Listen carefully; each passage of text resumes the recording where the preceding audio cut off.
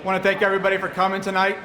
This is going to be fun. It's a great event. I love that the room is as packed as it is, and there will be more people coming in, which is going to kind of make it nice.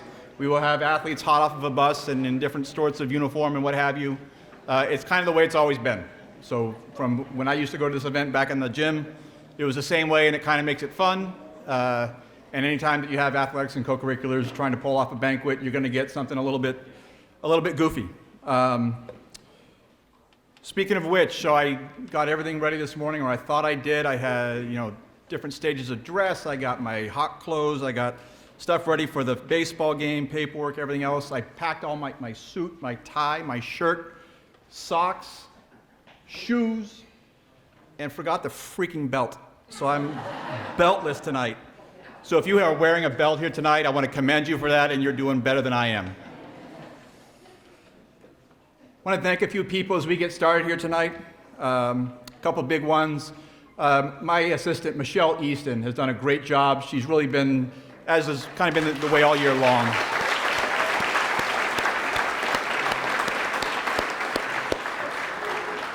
She gets very embarrassed by any sort of acknowledgement, so I'm tempted to drag it on. She's hiding in the back right now. Please go up, give her a hug afterwards, and tell her how much you appreciate it.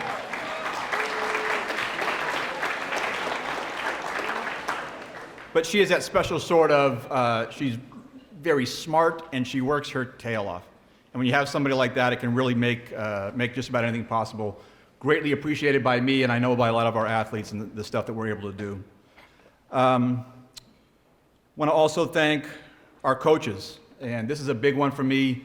There's really not much more important to me than trying to support our coaches and be an advocate for them. And it can be a very tough job. It doesn't have to be, but it really can be a lot of times. So any chance I get to try to do right by them, I try to. And I'm just consistently impressed by what I see that these people are doing, the amount of time that they're putting in, the amount of care they have.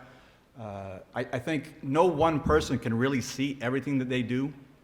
I see a lot of it, but I don't see all of it. And I know parents definitely don't see all of it.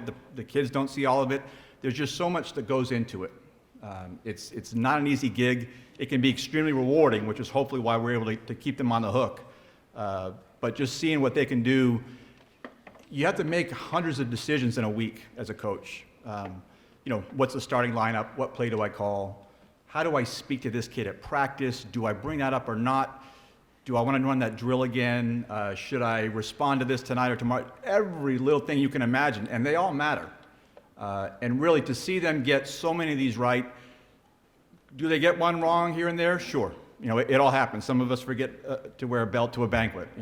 Mistakes happen. And I have a 9-year-old son that likes to, he learned from his grandfather to second guess Bill Belichick. So everybody can second guess, the decisions you see here and there, but when you really see what these people put into their craft, it's something I have a tremendous amount of appreciation for. So I'd like to acknowledge our coaches.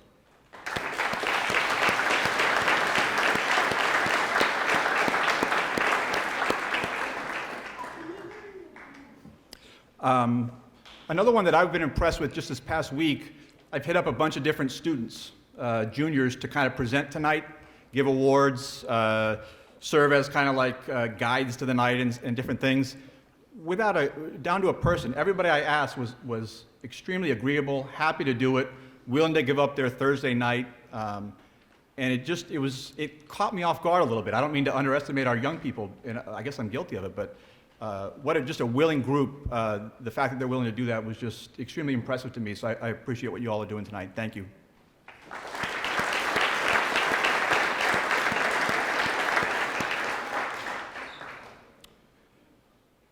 When we get into some of the awards tonight, what we'll be doing is having students present to their classmates or to people that grade ahead of them, their students. What we'll try to do is, toward the beginning of the speech, usually the student's name is mentioned. So-and-so wins the Athlete of the Year award. When you hear your name, go ahead and start moseying your way on up to the table, because the podium, you never know how long it's going to take. And hopefully we'll be done kind of singing your praises by the time you get to the front. And if not, you can stand here and be embarrassed a little bit longer. But that'll be fine. At this point, one other big thank you I want to do is for our principal, Frank McBride. Frank is a big supporter of athletics. He's somebody that He's a great mentor, a friend, a leader, and just really values athletics and co-curriculars and kind of what the whole experience can be. And he really is able to kind of guide, give advice, but also kind of let you fly. Just that combination of things that really is unique and special to work for. And I think I appreciate it, and I hope you all do as student athletes as well. Frank.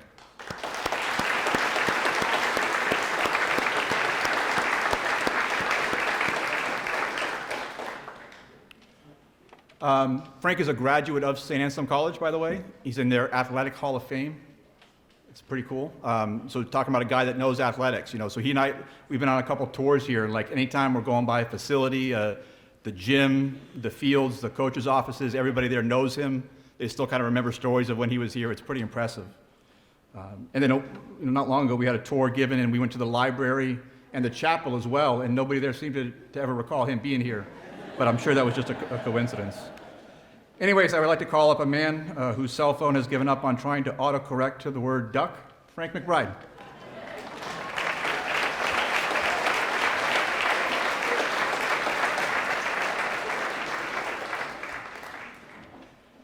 He is a very funny and dangerous man, that Mr. Huff.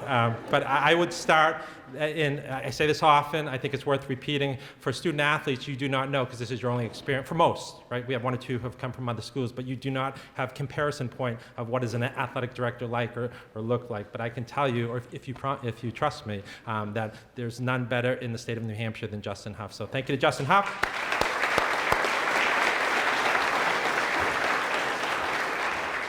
One of the big parts of tonight, and it was one of the pieces that we adapted when COVID struck and we had challenges like everyone in the world, is that there's a long tradition in Goffstown with New Boston, back in the day, Dunbarton, that the Lions Club recognized senior athletes as to get together at the end of the year, and that's been like 55-ish years or maybe more now.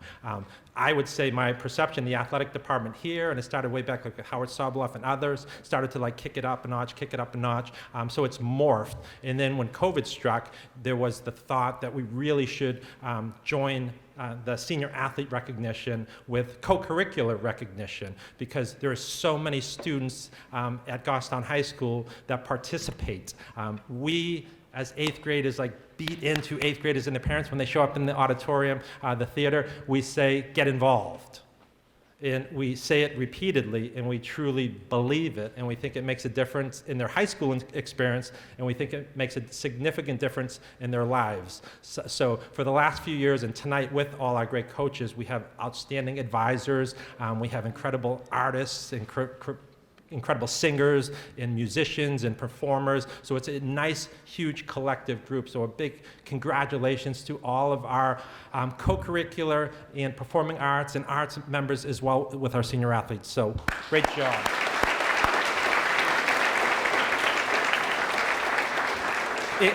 And if you don't know this about me, you can see this by my horrible notes here, is that I'm kind of holistic, real humanities guy. I did spend some time in the library, Justin, is that I'm very much into round numbers, though. So again, I give averages, if you will. But I'm going to say 15-ish. Someone should know for sure, because we have the exact first person that was inducted, so I should know. But we started a Hall of Fame at Goffstown High School. And I can tell you, as someone who understands and knows a bit about Hall of Fames, they are not simple to get up and running, and they are not simple to keep running.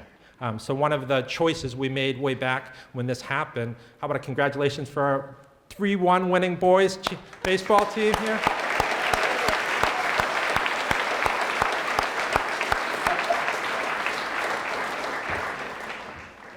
And again, I'm gonna pause, because I'm having many senior moments, so to help me, and I won't go this long, we're gonna follow the script, Justin, is that I gave a big hearty congratulations to Connor Bork, but I got his brother instead, so to help me though, if Connor and his brother could please stand up, please, if you guys for a sec, stand up for me, yeah. Have I not totally lost it? Yeah. It still might mean it's time for me to retire. I am close, but that was bad. You cannot forget Connor Bork. But anyways, back to, so Hall of Fame, was something that we merged with the senior athletic banquet back when we did it, because we thought we wanted to make sure that there was enough people to make it really meaningful. And we've always tried to thread the needle of how do we not overshadow the Hall of Fame members, how do we not overshadow the senior athletes, and now all our co-curricular people. So that's what we attempt to do on this evening. It's a very special evening that we really, truly believe in.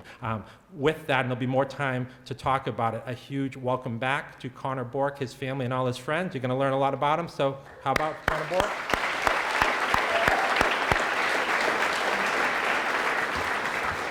In my dear friend, we go way, way back, Dave Michaud, his family and friends. Dave, welcome back.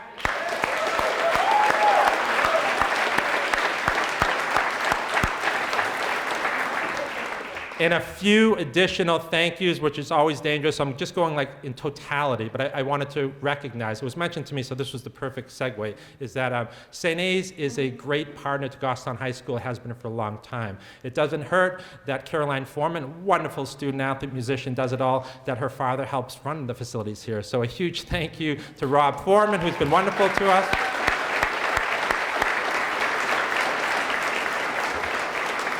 And I will use it as the opportunity to say his partner in crime, his wife Susan, is one of the prolific booster club / supportive parents at Goffstown High School. There are so many booster clubs and parents who take, a game and make it into an event.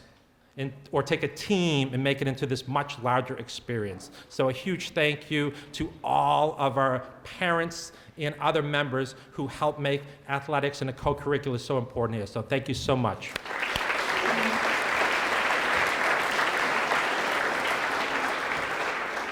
A big plug is that I'm going to give a few names, but there's so many of our great parents who, when their children move on, they stay. You are always welcome. There's always something to do. There's always ways to make things better. So just as a few examples, in the performing arts, Lissa Winrow and Lynn Poliquin still run everything in the performing arts when shows happen. So thank you and shout out to Lisa, and Lynn.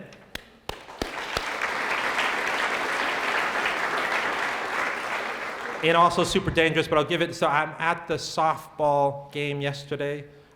You see Dave Belleville. Is Dave back yet? Dave is one sharp-dressed guy, right? So he couldn't come in sweating from the baseball game where he was taking pictures. I told him he was going to miss when I'm going to talk about him, but I think we're capturing this. Thank you, Aiden. Is that Dave is an example. Dave Belleville, he photographs everything. His kids are long gone, and he still goes to every event and creates beautiful photographs to have and to keep, and people will cherish for a long, long time. So, and at that game, we also have Brad Parker's on, announcing the game. And again, there's many more. I think of hockey, Steve Beals, his kids are long gone, and he's still year after year after year contributes and helps. So those are a few names, but again, a huge thank you. And to those parents who might get bored when your children go off, or you don't know exactly what to do, find Justin or myself. Would love to have you back. So thank you so much again for all those who help.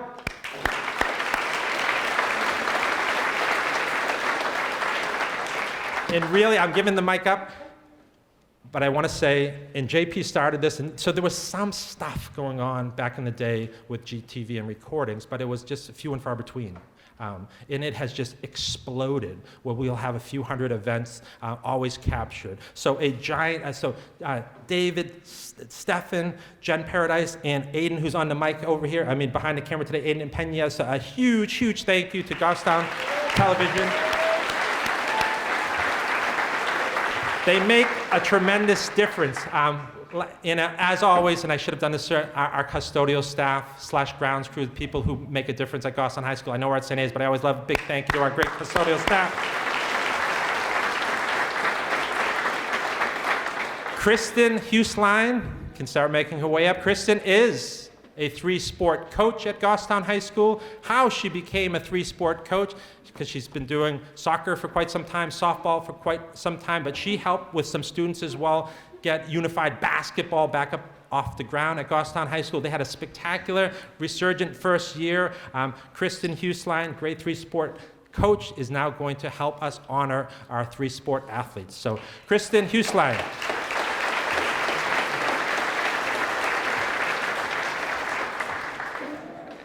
Thank you, Mr. McBride. It's not easy playing 3 sports. It's not easy playing 1 sport, but 3 That's hard to imagine.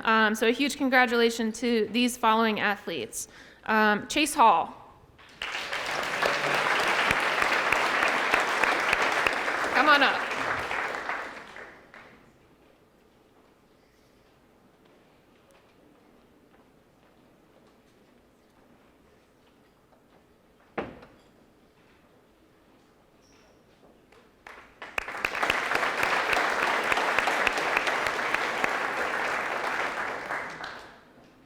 Owen Berry.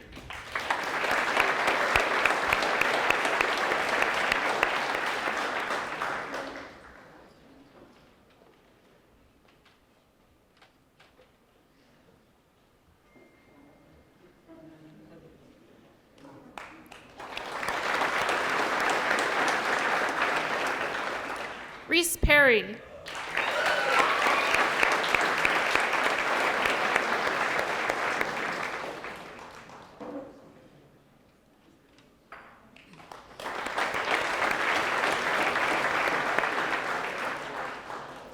And Jake Weber.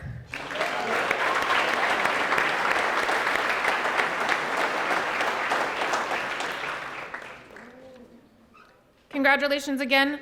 Next up is Mr. Josh DeRozier.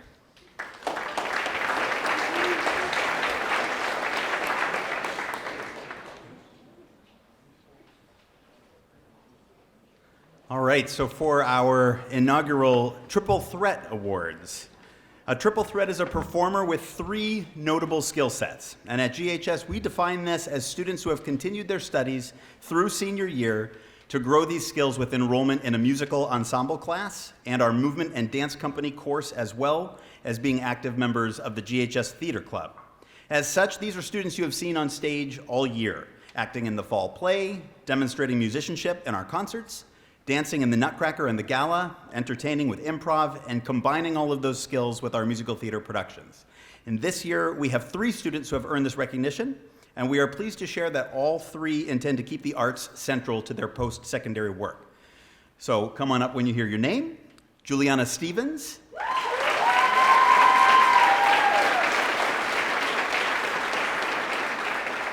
Juliana will be attending Nazareth College and is pursuing a minor in musical theater. And Allie Reed.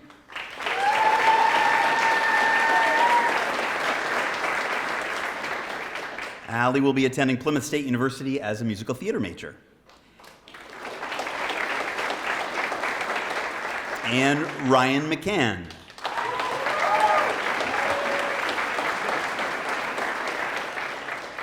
And Ryan will be attending Mount Holyoke College to study dance and movement therapy. So now, my next announcement is, I think, the most important one of the evening, and that is that it's time almost for dinner. And I'm told, although I'm waiting for Mr. Huff to run up and correct me, I'm told that St. A's staff will be coming out and telling your tables individually when it's your turn to go up to the buffet. So enjoy some conversation, take a look at the slideshow, and we'll see you after dinner.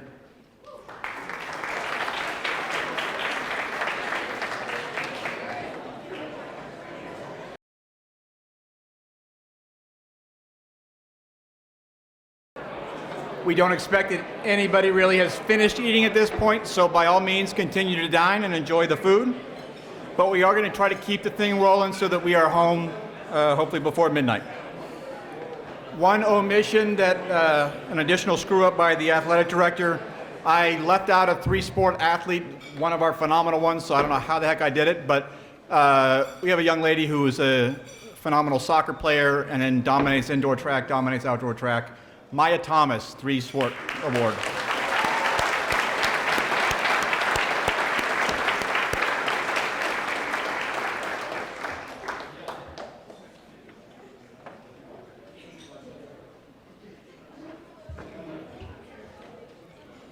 Very much flying by our unbelted pants here tonight.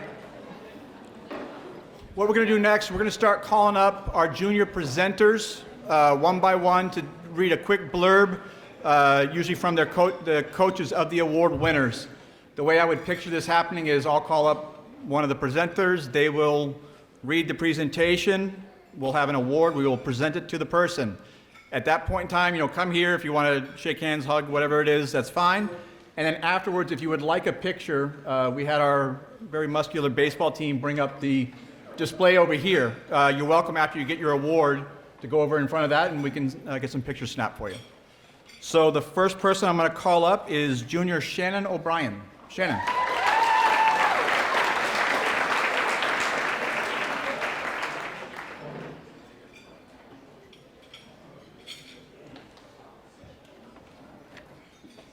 Hello everyone, my name is Shannon O'Brien and I'm here tonight to present the Female Scholar Athlete of the Year Award to Emily Charles.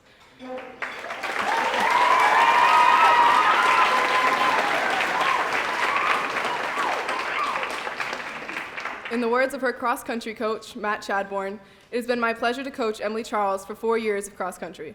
From her very first practice as a 9th grader to her last meet as a senior, Emily has been the gold standard for hard work and integrity.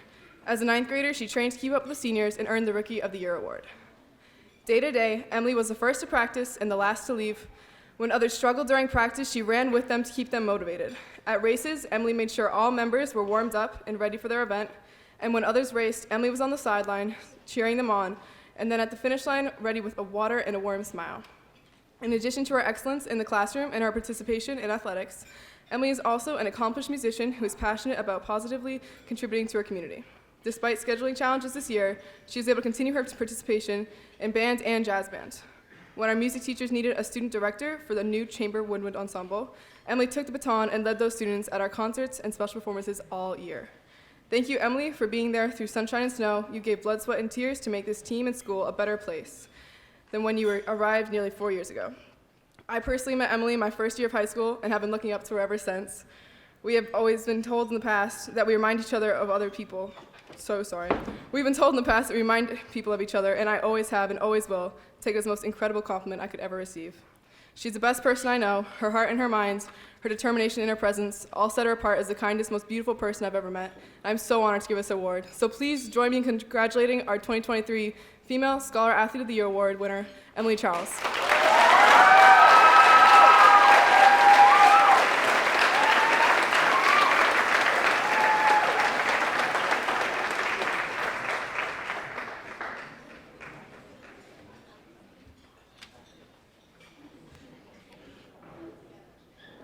Congratulations, Emily. Next, I would like to call up Luke Hodgson.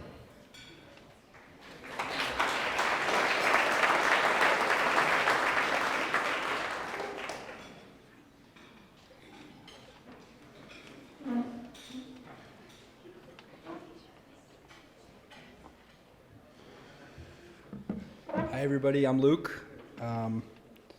This year's Male Scholar Athlete Award winner is Joshua Webb.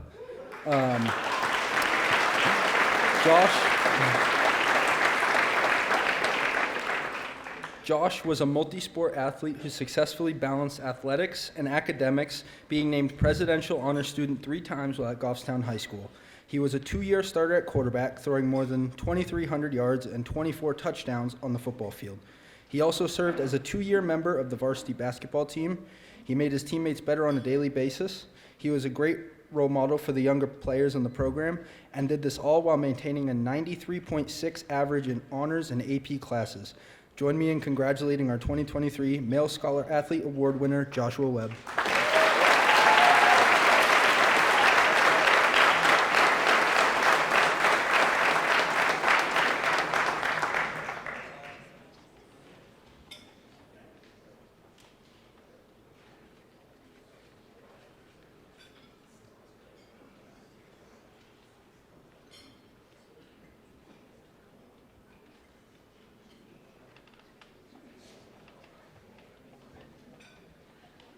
Oh, how about that? It worked. Congratulations, Josh. Next, I would like to call up Ashley Lefebvre.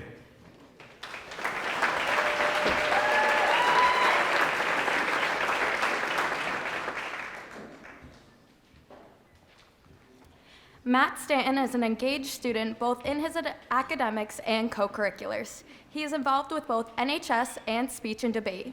He has particularly impressed the faculty advisors of speech and debate, who call him an impassioned learner who thinks critically about the issues placed in front of him. He is a strong leader and hard worker, bringing a level of research and knowledge to discussions that foster deeper thought about the dilemmas explored in speech and debate. He is a problem solver and works tirelessly to prepare all members of the club for the types of discussions they will see in competition. He is often one of the most knowledgeable people in the room, but engages in discussions with a level of humility that encourages younger members to further their knowledge by pursuing their own research.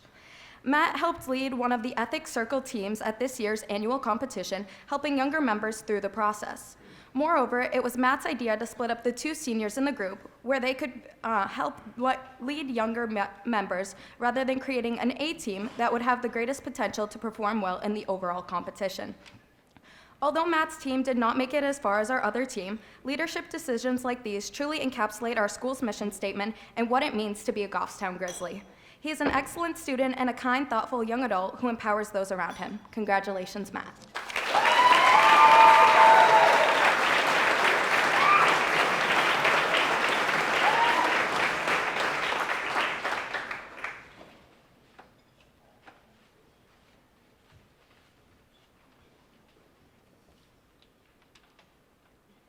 Congratulations, Matt. And I'd like to call up Gloria Nato.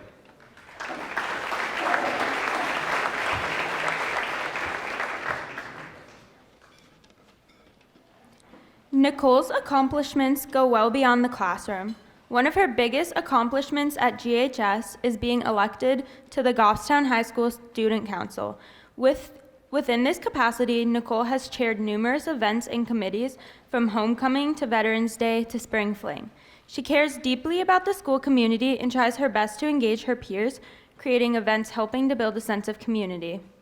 During her time on Student Council, she has also taken advantage of many opportunities to learn from and become involved both on the state and district level conferences and workshops. I believe that she would tell you there is nothing better than getting involved in school or outside organizations, going to every event, and trying to be supportive of all people and helping to make them feel appreciated. Nicole possesses the unique skill of life balance. While she is devoted to her academics and school involvement, she also finds time to pursue and excel in her private interests, passions, and a part-time job. One of these private interests is her involvement with the American Legion Chapter 2. This organization helps veterans and their families in need. Through this organization, she has helped veterans maintain their homes, participated in fundraisers for the Liberty House and Hero Pups. Additionally, she has laid and picked up wreaths at the Boscawen Veterans Cemetery and worked with the Goffstown Food Pantry.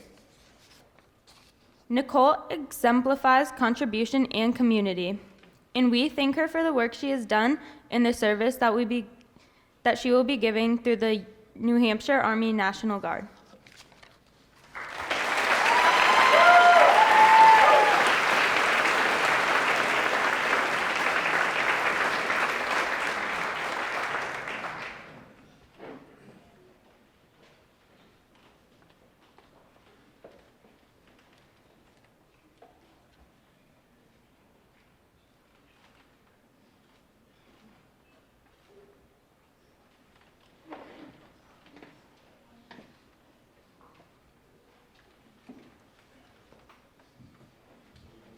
And you can see the spectacular contingent that Dave Michaud brought with him.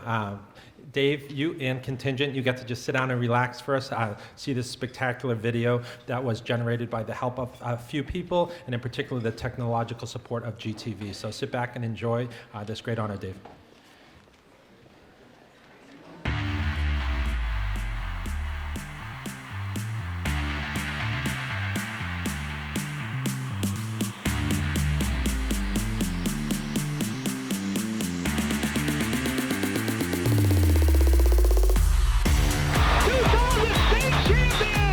Dave just gave immense amounts of time to our student athletes, his student athletes, our players, and it, in some ways was a trendsetter here of creating that more holistic program where it wasn't just about games, but it was about the whole, all the aspects of what a quality program could lead to and become, and Dave really did that. So it was a real community basketball environment that he was, at the forefront of creating. He was intense, and he expected, the best out of you. He didn't expect, anything less out of himself too. So, he wanted you to do your best, but he, expected that out of himself as well. His players knew and felt that he had their best interest at heart always. I saw it affect the relationships, in the really deep relationships that were developed between Dave and his players. The first time I met him, I was very intimidated, but once I got to know him a little better, he was a very fair coach,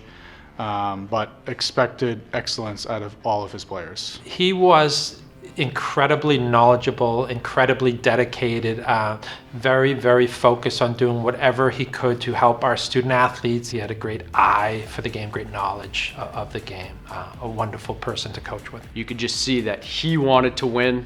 He was very competitive, and he was going to do everything he could to give us the best possibility to win, and it was up to us to rise up to that level too. So we weren't letting him down, and he wasn't letting us down. All the players understood, what they had to do defensively, offensively, and I think that was one of his, really strong points as a coach, that his teams were prepared going into games. I think his players fed off his intensity as a coach too, so they wanted to play for him. He was always fair with everybody.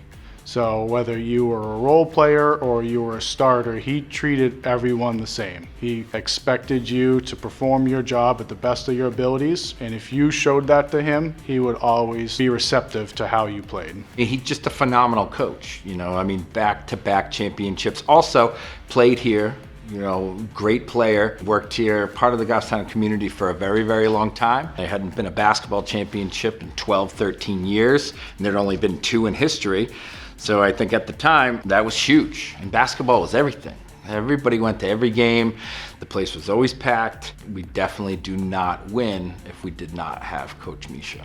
He knew how to get the most out of everybody, but also be able to talk to you on a level that you could understand and teach in a way that we could understand. I always saw him as fair, but tough, and I always had the most respect for him out of any coach I've ever had growing up. The passion that he brought to it and the intensity that he brought to it, it was infectious. His expectations from us were very, very high. You didn't want to let him down because you had such respect for him, and you know how much he cared, and you know how much passion he put into it. He has a huge vein in his head when he gets angry. I think that was probably the first thing. That first time that I really made a bad mistake in a game, and having to come over to the bench and have Coach have that look in his eye with the vein popping out of his head was probably the thing that stuck out the most. I turned to Coach for everything, not just hoops, not what was going on, but also life stuff. And he taught me values, and he taught me morals that I did not have. And it has really helped me become the person that I am today. I still use a lot of the values that Coach instilled in me through basketball to this day, and has helped me kind of become the person that I am and have as much success as I've had in my personal life. Basketball here was just at the highest level, Division II, and again, a great educator here as well. So for that extended level of excellence, back-to-back titles, most deserving person to be inducted into our Hall of Fame. To take a team that was probably a middle-of-the-road 50-50 team and turn us into a championship team, I think that was definitely probably the most impressive thing through his coaching years. I want to say thank you, Coach. You've done a lot for me in my, obviously, basketball career. You taught me a lot coaching-wise, and all those lessons, I continue to use them every day. I appreciate everything, and this is well-deserved. I just want to thank Dave for showing me the ropes, basically. I think the reason that we won our state championship in 1987 was him showing me how to be successful on the court, seeing how hard he worked. Without his mentorship, without him coaching me, showing me what hard work could do. I just want to thank Dave for showing me what it takes to be a winner. Coach, there's not many words I can say to show you the appreciation that I have for the things that you taught me as a young man, and it's led through into my life, my personal life, how I am as a person and how I am as a father and a coach to my kids now, and I appreciate everything you did. Coach, congratulations. So happy this day's finally come for you. It's definitely a big deal. Nobody deserves it more than you. Thank you for everything throughout the years. You're a phenomenal person, phenomenal coach. I appreciate you so much. I wouldn't be where I am today if it wasn't for you. Congratulations.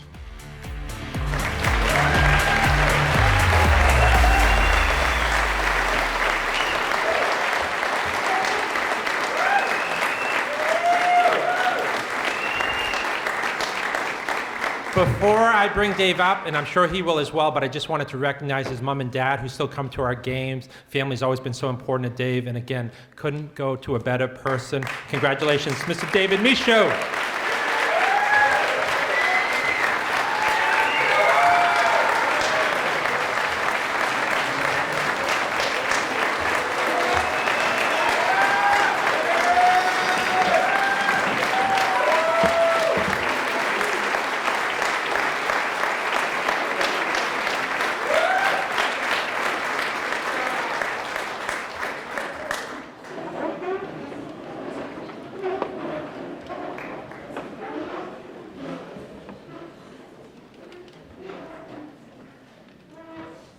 I just wear these for advertisement for my brother. He's an eye doctor in Goffstown, so.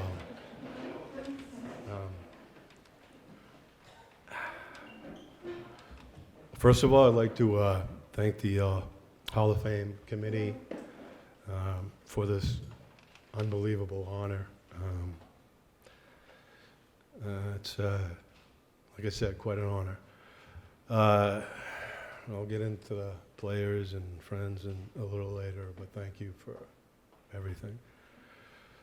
People that have known me through the years know that, you know, I go through the motto pretty much having two ears and you have, you know, one mouth for a reason. I've done a lot more listening through my journey, and for me, that just, you know, has helped me learn a lot through other people instead of hearing myself babble on. But I think it'd be very unjust of me, you know, not to use my voice and not to thank a lot of people who, without them, I absolutely would not be here, standing here. With that being said, I do want to apologize to all my English teachers I had at Goffstown High School. I mean, I have this, and they could probably use a box of red pens, and it would be all over the place, so it's nothing against them. Where this journey all began when my parents moved us from Manchester to 19 Shirley Park in Goffstown.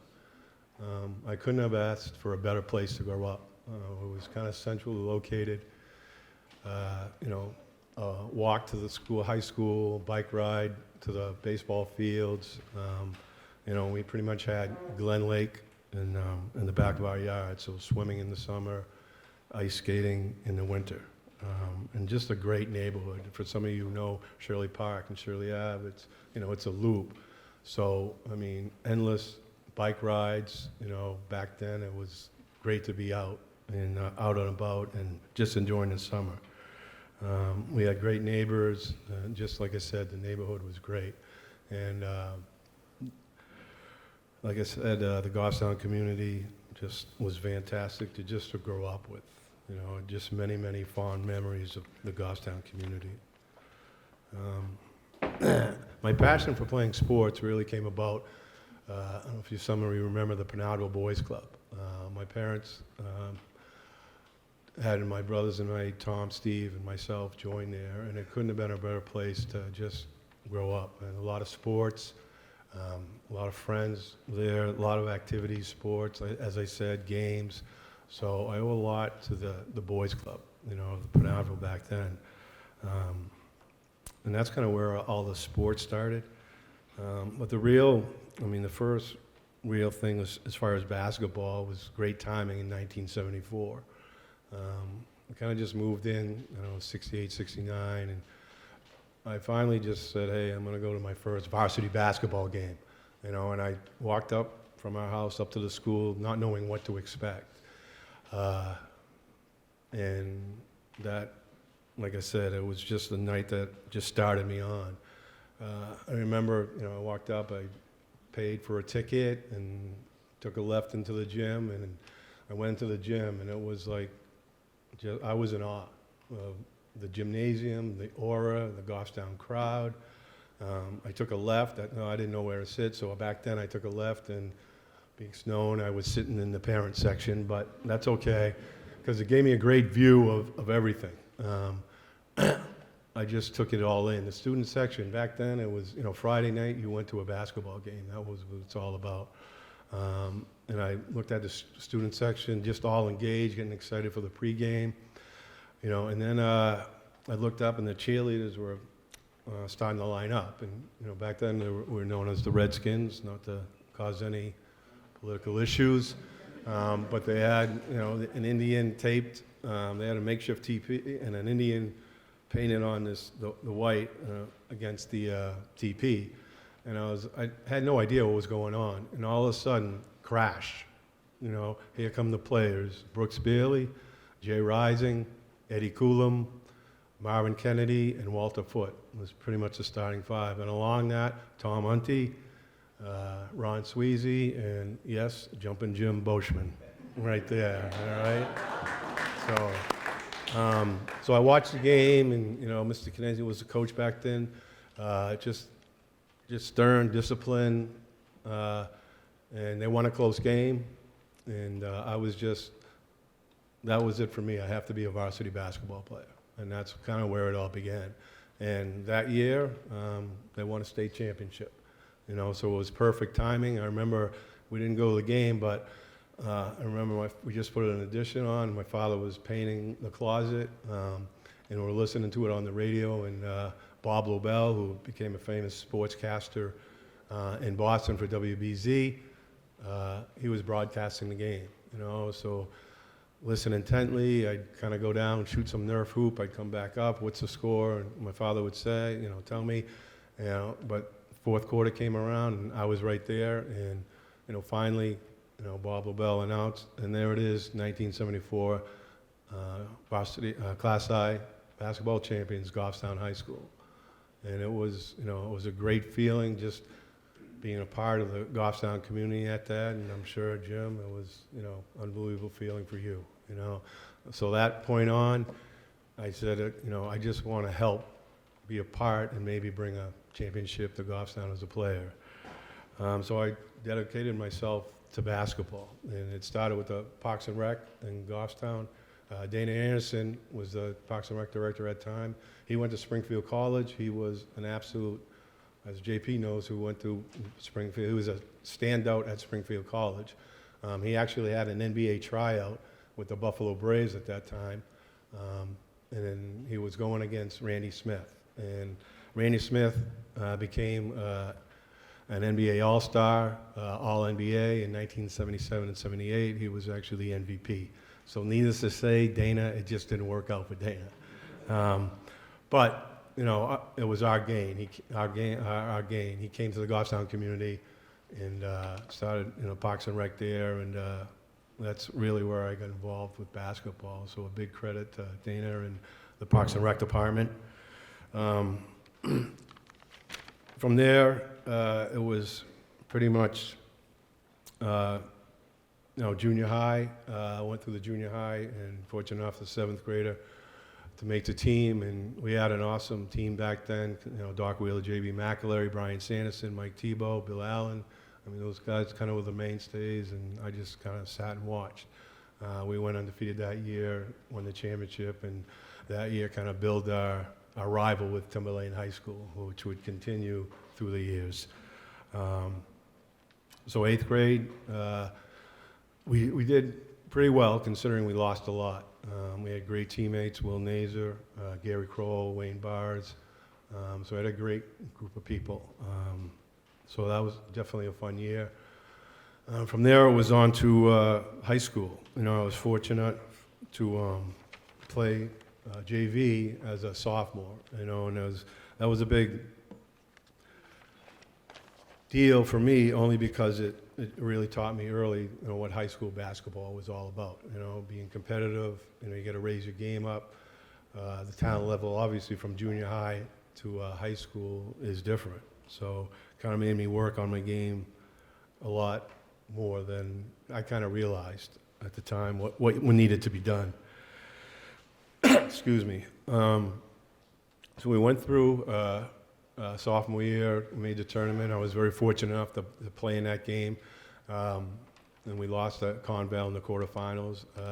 Senior year, we had a great season. You know, we were 19-1, rated number 1 in the state at that time. Memorable games, Timberlane High School, 3 overtimes, just a lot of memories. During the regular season tournament, I learned what upset was all about, you know, unfortunately. We lost in the quarterfinals to Somersworth. So, you know, it was disheartening because, you know, we just felt that this was our year to bring another state championship to Goffstown. But with losses, you learn a lot, you know, and I learned a lot. It just made me work harder as a senior. And like I said, it's, you know, when you lose, you either win or you learn. And that's kind of how you look at a loss. Senior year was a good year. We actually, you know, we lost a lot of very valuable people, Doc, JB, Billy, but we had people coming up that really stepped up. We had a transfer who really liked to shoot from New Jersey, Mark Brown, you know, right over there. So he added a lot to our team as far as scoring. Scott Hermsdorf, and you know, we had again good guard play with Willie and Gary Kroll, and just a bunch of people that really contributed to the success of my senior year. We actually did make it to the Final Four, and yes, we lost to Somersworth again. You know. So Somersworth, yeah, and actually, I recorrect myself. My sophomore year, we lost to Somersworth too. So all 3 years we lost to Somersworth. So definitely, when I had kids, we weren't going to go to Somersworth. So, but that's, you know, and it turns out that one of my best friends, you know, in college, you know, I played with, came from Somersworth, so we kind of had to straighten things out there. So, but it worked out.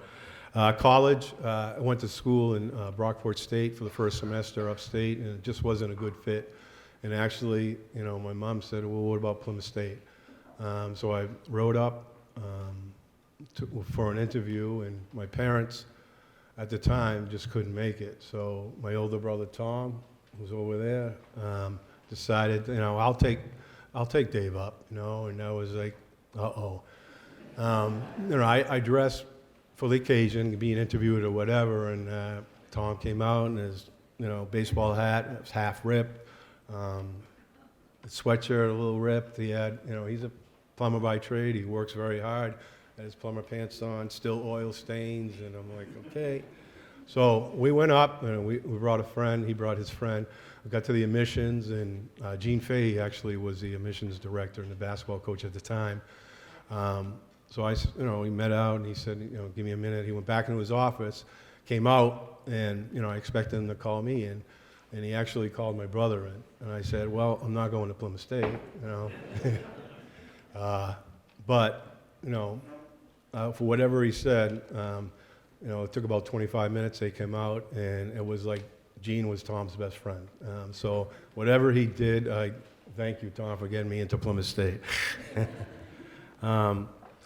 So Plymouth State worked out well, played there for a couple of years, knee injury, kind of ended my career college-wise, but I met some great people, had a great experience, and probably the best 8 years of my life. No, only four. But again, just a great time, you know, and my grandmother always said, things happen for a reason, and, you know, as I keep on with my journey, and I'm finding out that that's true. You know, if I didn't suffer that knee injury, I probably would have never made my way to Goffstown coaching. You know, probably would have still played at Plymouth and went in a different direction. So, like I said, the knee injury maybe was a blessing in disguise. It led me to my coaching career. So from there, coaching experience. My first stint, actually, coaching experience was my senior year in high school. Dave French, who was the Parks and Rec department at the time, asked if I wanted to coach a team. And, I thought it was a great opportunity, getting to coach, give back some to the community. And we were the Celtics. And if you ever saw the original Bad News Bears baseball team, we were that. And actually JP was a member of that team. I had the privilege of coaching him, and he can attest to the characters we had. Our first practice, we had one person come in, which I thought was a cigarette dangling from his mouth, and it turned out to be a candy cigarette, and said, "Coach, I just enjoy having this." Okay, all right, we'll deal with that. The second one tried to convince me that, he plays basketball best in his Timberlane boots. So we had a quick discussion, and we resolved. And I was like, I don't think Dave French is going to let you play with Timberland, on the upper elementary wooden floor. So I was like, okay, how about every third practice you can wear your Timberlane boots? And he was like, okay, that's a deal, coach. So we solved that. Another player came up to me and said, can I just take the practice and do my homework? And I was like, oh, well, we're really going over stuff. Maybe during breaks you can kind of sneak a peek here and there. So we worked that out. The last one was, he came up to me and I'll never forget this, with a straight face, he says, Coach McCod, and I just let that go. I said, you can just call me Coach. And he said, I really don't like basketball, but my dad convinced me that girls dig basketball players. So I'm going to give this a shot to improve my dating game. And I was like, okay, if that works out for you, great. I hope it happens. Needless to say, like the Bad News Bears, we did end up in the championship game. I don't know how it did, but we were in the championship game. We did lose, and I think JP still has a grievance filed with Dave French on how we lost the championship game. And after, if you want to talk to him, he'll tell you all about it. So, but that opened my door to a great coaching experience. So I did, thank Dave French for that. As far as getting in the real nuts and bolts of coaching, I came back, and I substitute at Mountain View Middle School. I was pretty regular there. And Bill Ruel was the director at the time. And he, hired me for all three sports: soccer, basketball, and baseball. And soccer, after the first time, first game, when I'm kind of yelling, into the field, we need to fast break more, make sure, we're playing solid man-to-man defense, get back on defense. The one thing that kind of coincided with basketball was, dribble up with your head up. So soccer, you just dribble on your feet, so they understood that. So the parents must have said, I don't know about this guy. Second year, I did improve my soccer language, one touch, keep to the sidelines, let's switch fields and stuff like that. So that saved my job. So I did that for 2 years. Diz, you remember that. You just came here from Poland, and Diz comes down. His language wasn't the best at that time. Skinny as a rail, started juggling in front of me. He's like, Coach, soccer. I play soccer. And I was like, okay, we'll give you a shot, Diz. So that was my first introduction to Arthur Dizovansky. But I had some great young athletes at the time who were coming up, and they were going to be, big-time players throughout the high school. Names like Piana, Benson. Luke, you're here today. Can you stand up, Luke? Luke Benson. One of my favorite players I've ever coached. Just would go through the wall for you. It is quickly Luke's birthday, so happy birthday, Luke.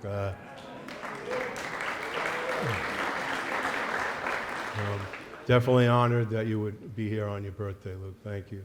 So I was saying, Piana, Benson, Trimber, McDonald, Dizovansky, Sula, Parker, Prevey, all those names were going to be familiar with the high school. So it was a great time for me to get to know those guys.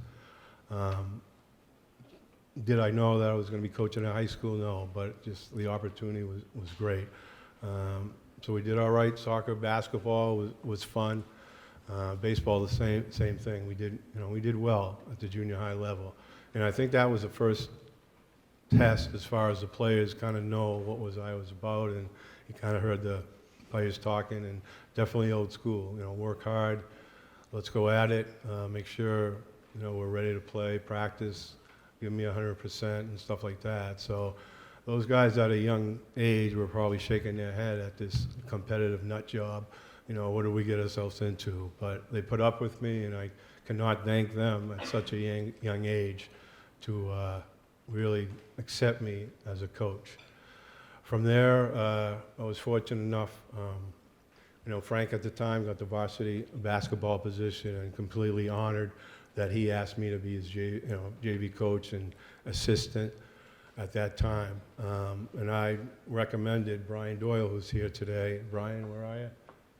Over there. He was my assistant coach at Mountain View.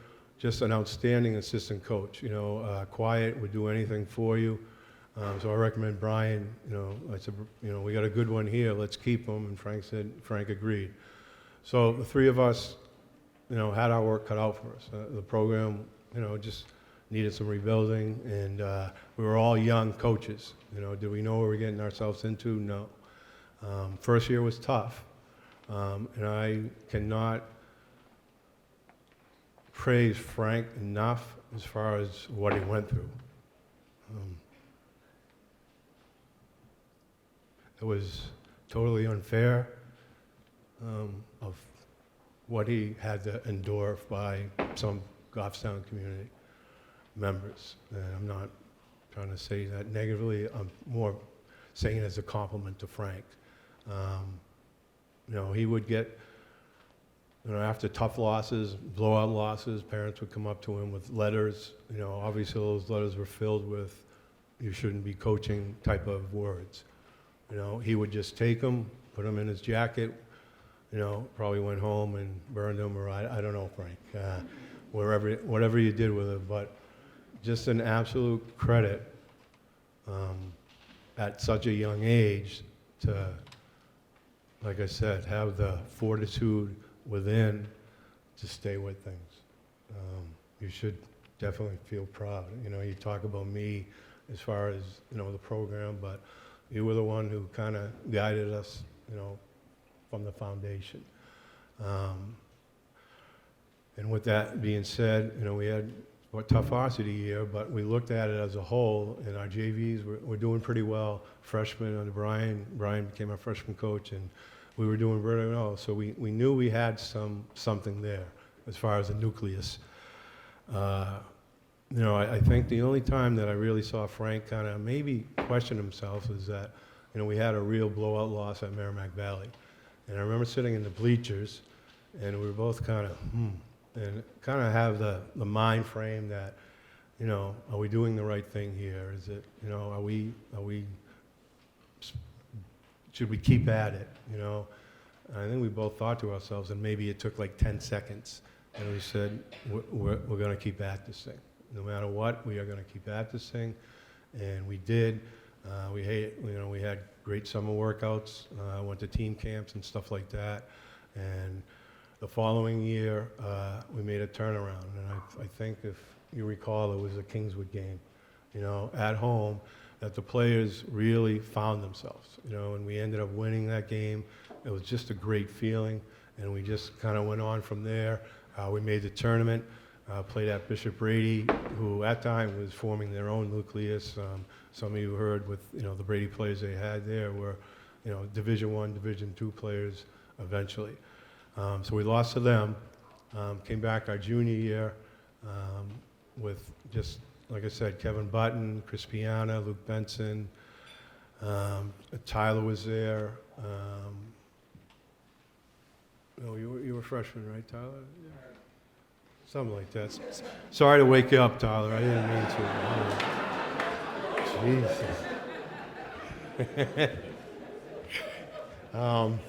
The other thing is, we, like I said, our junior year, we made strides again, and we had these young guys who were feeling competitive, and they were going along, and they were accepting what we were trying to teach them. as far as discipline and playing hard and this and that. And, you know, myself being competitive, Frank's right there with me. You know, he's a very, very competitive guy. You know, it doesn't seem it up here, mild-mannered, but you get him on the playing field or, you know, the court or ping pong, tennis, he's going to go at you. You know, so you had two, again, competitive guys. Brian would kind of stand aside and offer his, not to say he wasn't competitive, but he was too, but he was good because he was the soft-spoken one. Junior year, we again made strides, lost in the, I think, quarters or something like that, without our point guard. Chris Piano was our point guard. He suffered a season-ending injury, actually, playing that, I don't know, that sports soccer that I've never understood, but so we did well, considering we had some people missing. Senior year, the 4 years, as far as the seniors that we had at that time, was a complete 360 from where we were at, where we started, you know, 0-18, varsity-wise, 9-9 freshmen, I mean JV, and the freshman was around that time. We just kind of took off. We knew we had something special, you know, and under Frank's guidance, we did. We made it to the state championship game that year, only to lose to Brady, who was just loaded, you know. So it was, you know, to beat them, we would have had to play perfect, and just didn't do it. But credit those guys, they just went after it. Sometimes we were outsized, it didn't matter. It was one of the hardest working teams, that team, that I've ever been a part of. So we knew that, you know, Goffstown basketball was back as far as being competitive. No longer were we, you know, on the list of coaches. You know, coaches sometimes go down their season and check off wins. Yeah, that team's an automatic. Well, no longer were we the automatic win for other teams. And that felt good. And like Frank, you did a masterful job and, you know, helped building that program, you know. And I'm very much appreciative that I was along for the ride. Thanks. From there, Frank went on to get his master's, so it opened the door up for me, opportunity-wise, to step in and coach varsity. Brought Brian along with me to be my JV coach. And I, you know, JV-wise, we just got off an undefeated season. We finished 18-0 that year. You know, we were having pretty good success at the lower level. You know, so it was great timing because now I had those kids to work with and formulate, you know, trying to make another state championship run.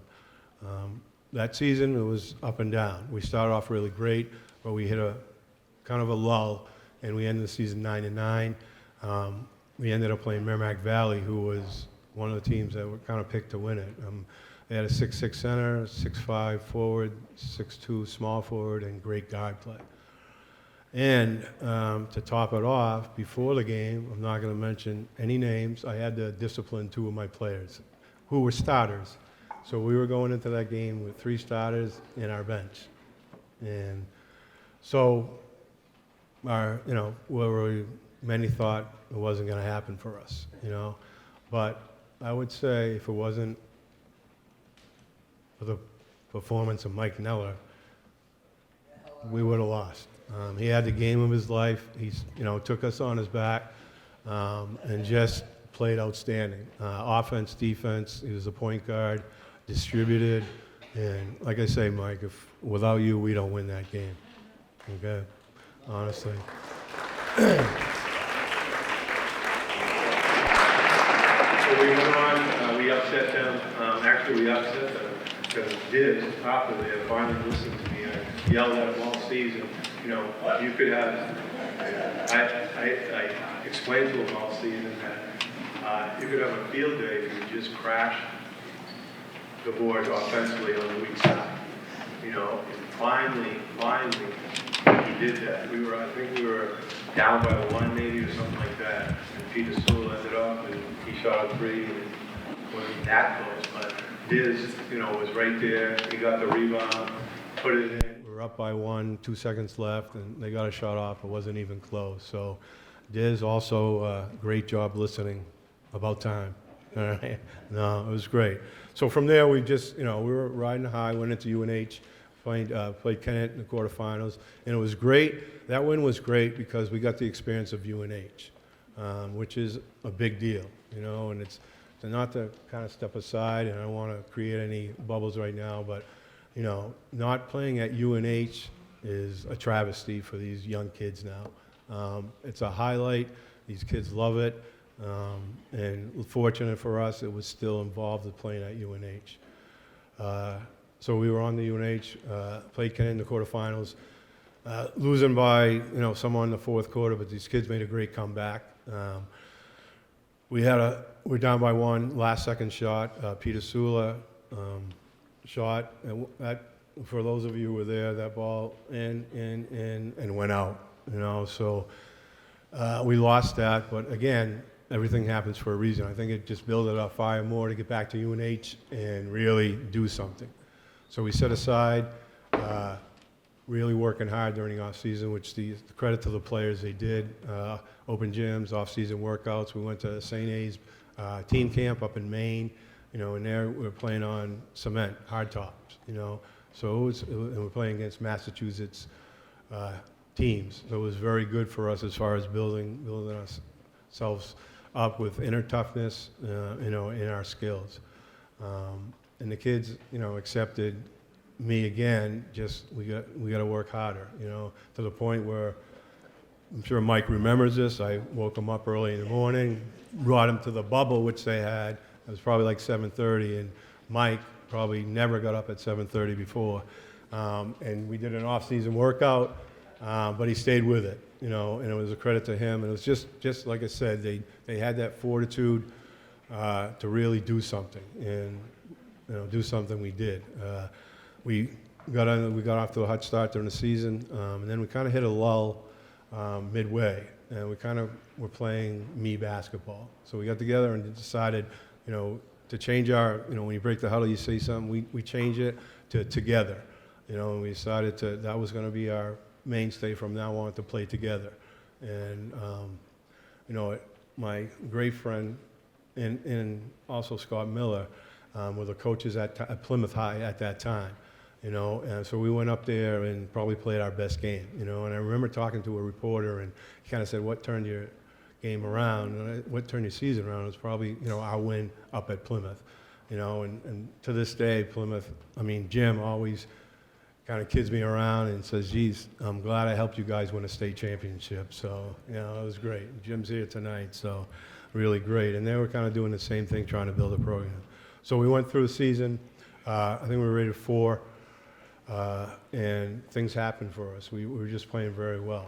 We played our nemesis, we played Merrimack Valley at home, who wanted to absolutely return the favor and upset us. But it was just a phenomenal playoff tournament game. Atmosphere, gym was crowded, just the type of atmosphere you just love in high school basketball. Just a close game. We ended up winning that game onto UNH. Sauhegan, who just was our nemesis. We had to play them, and we were, I don't know if we were down. It was a close game. We decided to change things up. We played a run 3-1 defense, and we took it off from there. Won that game, Co-Brown semifinals, and then we met Kearsarge in the finals. And I cannot, to this day, 20, 25 years, I cannot thank the Goffstown community enough. Those bleachers were absolutely packed, and it's a complete testament to the Goffstown High School, Goffstown community. We were just so much louder than the other team, and I know it helped the players just get that spirit. And we ended up, Peter Sula just, I don't know, as he said, the ball felt like putting the ball in an ocean. He had a phenomenal game. Tyler Smith, Diz. Everybody stepped up in our championship game. And so 1990 was a great year as far as bringing back a state championship for Goffstown High School. Just definitely a proud moment that I was a part of it. I just wanted to bring a state championship as a player. It never worked out. And here I was as a coach, just very fortunate enough to be a part of that. And I remember after the game, a parent came up to me and said, and shook my hand and said, really enjoy the state championship because they're few and far between. And I quickly thought to myself, you don't know who we have coming up, you know. But I obviously didn't say that. I knew that we had the talent to make another run at something, you know, because we had other players. Our reserve team during the '99 year could have started for a lot of, you know, Class I teams that year. We had a great reserve team, and they were essential to the state championship. They didn't get the minutes, but those players who didn't get the minutes were, you know, Nate Dempsey, who's here. You were essential, Nate. You know, and I want you to know that. You know, Nate was one of the hardest working players I've ever coached. You know, he didn't get the minutes that I'm sure he wanted to get, but it was never a factor with. He never came to me and complained about minutes. It was always, Coach, what can I do better? What can I do better? And it's no wonder why, you know, he's a successful businessman, has his own business, and doing great, Nate. You know, it's deserving so. And Sean Gagnon was part of the reserve. It was just, you know, a phenomenal team as far as team. You know, we had the big three with Sula, Disbabansky, and Smith, and Corson was whatever, I'll do whatever you want, Coach, you know, and then Mike Neller. So we had a very good starting five, but we also had a very good, solid second team that just challenged the starters day in and day out, and they were essential. Year 2000, you know, we lost a lot with Sula, Disbansky, Neller, Zopa, Piano. We lost some valuable seniors. But we went on, and again, I think at the turning point, every season kind of has a turning point if you're going to be successful. And our turning point that year was Milford. We were down 15. After a Christmas break, we just weren't playing well. And Matty Corson came into the locker room and just started saying, we are not losing this game. You know, we didn't. We ended up winning, and we just took it from there. And just things just happened for us again, and brought home another state championship back-to-back. And it was just, you know, a testament to those players. Maybe not overall as talented as the '99, but just a great group. So, like I said, very fortunate to be a part of that, and I can't thank the players enough for their hard work ethic, dedication, putting up with me. They were just, you know, it was a phenomenal group of players just to be able, and that stretch just to have. You know, I did end up coaching, coming back to Goffstown, coaching the girls, and that was a great experience also. You know, we didn't have the success that we had, but I learned, you know, and I don't say this, I don't know, maybe in a naive way, what girls' sports was all about, you know, because I really didn't understand, but they work just as hard, they want to be coached just as hard, and so I thank the girls who, again, during that time, you know, they too, work ethic and everything, so testament to the girls that I did coach during that time. As I said, you know, the journey coaching-wise, and I just want to, probably ending time, just want to quickly talk about, you know, people that, if you don't have them, you're not going to be a successful coach. Thanks. Yeah. First of all, thank the teachers at Goffstown High School. They're the reason why I went into the education. I had some phenomenal teachers at the high school. To list them all, I don't want to take that time, but they were great, especially the PE teachers who, you know, I would take extra shots, I would be turning on the lights, like you got to go, but the teachers were great. Administration, Bill Marston, Jim Fulham, awesome administrators. The ADs, Bill Ruel, Al DeRusso, they were the ones that gave me the break coaching-wise. I owe them a lot. My coaches, Duncan Simons, who I had at Pee Wee, Ken Ferrari, Paul Wilson, Frank Menegoni, Phil Rowe, Paul Hogan, Bill Ruel, Bill Bayon, all added something to me as a coach when I played for them. Assistant coaches, and as far as at Mountain View, I had this crazy Italian, Mark Marasca, as my assistant coach. You know, how I met him, we were going down the hall, it was recess, and he just started shouting at me. I heard you're coaching, in this Italian, I heard you're coaching baseball. You know, I left to volunteer, and, you know, so I was like, All right, so I brought him along. Little did I know, he definitely knew the game. He was a great assistant coach. You know, he took over after me, and I don't know how many championships he won. Maybe you guys know. He was phenomenal at Mountain View Middle School. Just really great coach. Brian Doyle, best assistant I could have had starting off. Jumping Jim Boschman, I had him as an assistant coach at the varsity level. Just would do anything for you. Whatever was needed, you know, my famous thing was how many timeouts, and he, you know, Jim would be there, like, figuring stuff out. You know, there was one instance where, whatever reason, Tyler Smith left the bench, and I was going to put him in. I was like, where's Tyler? And boom, you know, he got Tyler, so he was great. Thank you, Jim, coming around. Also, Tyler Smith, Sean Gagnon coached with me. The other point I really want to point out, you know, GTV 40 wasn't doing a lot at that time, and Dick Gagnon, who's not with us unfortunately, was immense in just advertising us, you know, as far as Goffstown basketball. You know, he took JP and I, we went in, said, you know, we'd like to kind of promote Goffstown, and he just took off and ran with it. What he did for us in a varsity program at GT 40 is phenomenal, you know, so we owe a lot to Dick Gagnon and his family, and I cannot thank him enough for giving the Goffstown community our games on TV. Obviously, Jane Lane was great. Frank McBride, thank you very much. Hop and Jason, who are here today, they were the bus drivers. They were like an Abbott and Costello show, you know, on the bus rides. You know, Jason was young at that time, you know, in bad weather.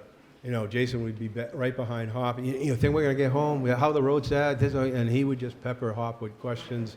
And Hop would finally say, will you be quiet? I'm just trying to get these guys home. And Hop was one of our best fans.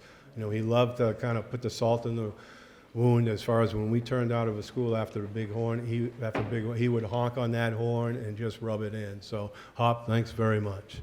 You know, you were great.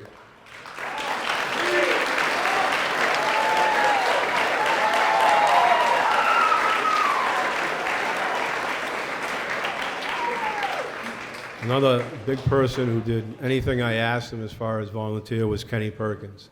I got to know Kenny when I was young, and just a phenomenal guy, and he helped me out so much as far as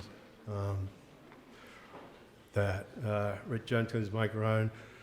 Obviously my family, and I know I'm going to end it here, but my family, you know, coaching, as they say, takes a lot of time. You know, and unfortunately you miss family time. You know, I had 2 young sons at that time. And I look back, and I wish I could have had better balance as far as a dad, just being there more. But Eric was here today, my son. Thank you. And also Kyle, who couldn't be here. They were just phenomenal. I think the other side of that is just, you know, they love going to practices, and I just started them off great.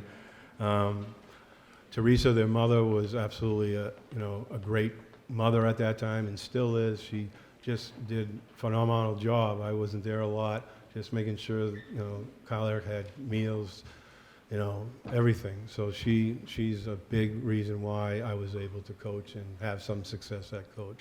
So a big credit goes out to their mother, Teresa.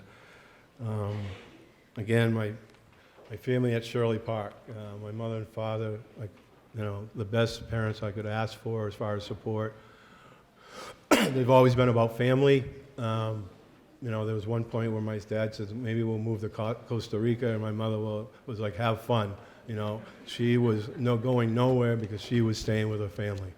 And they've done that all the way through their great-grandchildren and great-grandchildren. So thank you, Mom and Dad. My brothers, Tommy, my oldest brother, he just a great oldest brother. He'd heart on his sleeve, he'd do anything for you. My other brother, Steve, who's here, great doctor in the Goffstown community. When we were playing the tournament, he actually thumbed from Colby College to UNH to see our game. You know, and he actually had to borrow money from Willie Nazer just to get into the game. So just a testament to his love of me. My sister, I don't know how she did growing up with 4 brothers and in the family. I probably would have left if it was reversed. I could not ask for a better sister than you, Cindy. Thank you.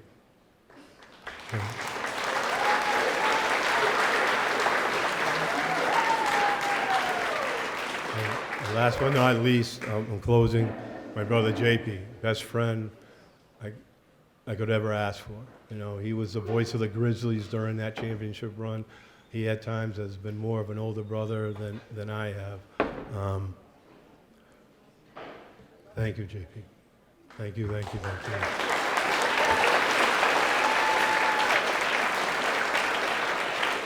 As I said, nieces and nephews always supportive. I'd just like to thank you for bearing with me through this whole speech, and I am completely honored to accept this Hall of Fame. Last but not least, I'm sorry, my high school buddies, class of '82, we've been close friends for 40 plus years, and we have grown tighter through the years. Guys, stand up.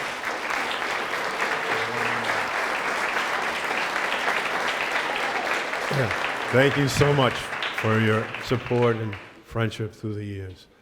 Thank you. It means you guys are the best. Thank you very much, and bearing with me. Thank you.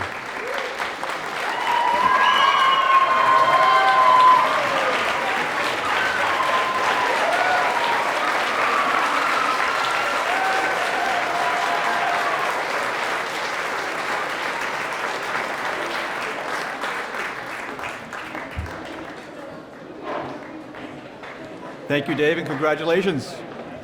Moving right along, I'm going to call up our outstanding award-winning music teacher and activities director, Josh DeRocher.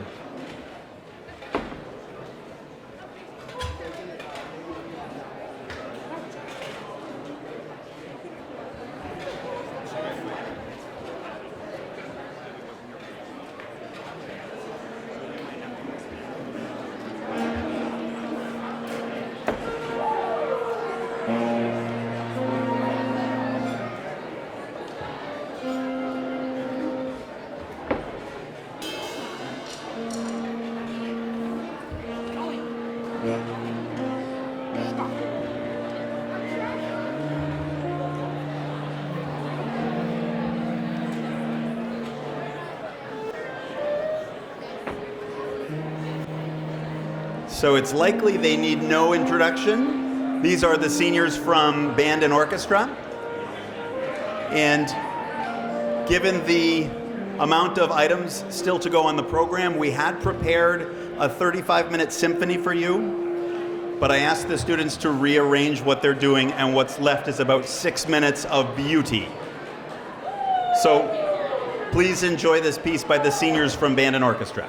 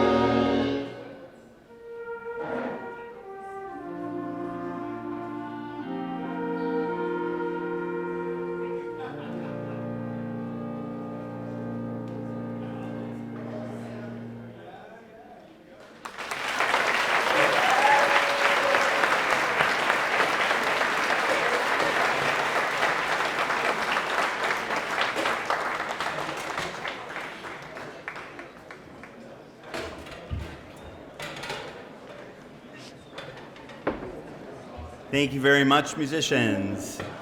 And at this time, I'd like to call for the presentation of our next Grizzly Mission Award, Max Rothwangel, to the podium.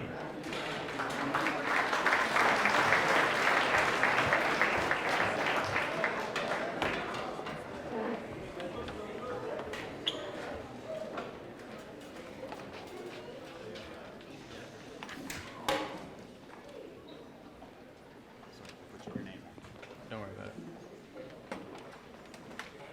Chase has been a member of the Speech and Debate Club for the past 3 years.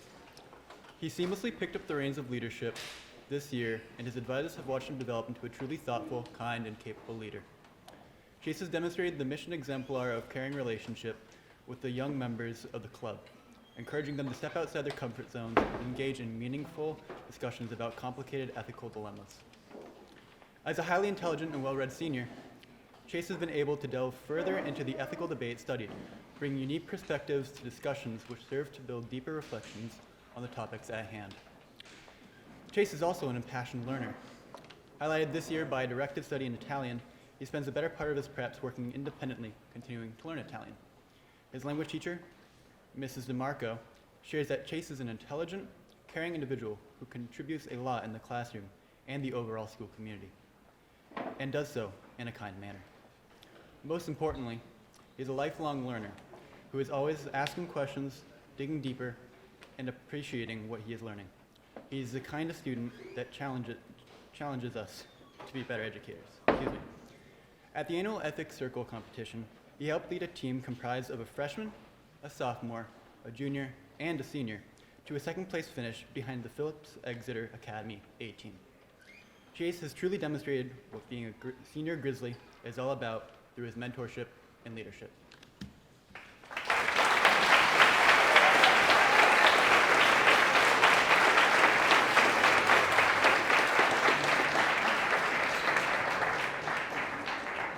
And for our next presentation, Lil Hazel Baker.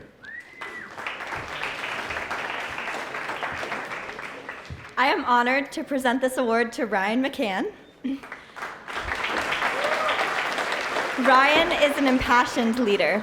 Recognized as a National Merit Scholar, she has studied everything from dance to AP Physics to 6 weeks of forbidden fiction at St. Paul's with enthusiasm, engagement, and a genuine zest for learning. She is a year-round participant and an advocate for the arts.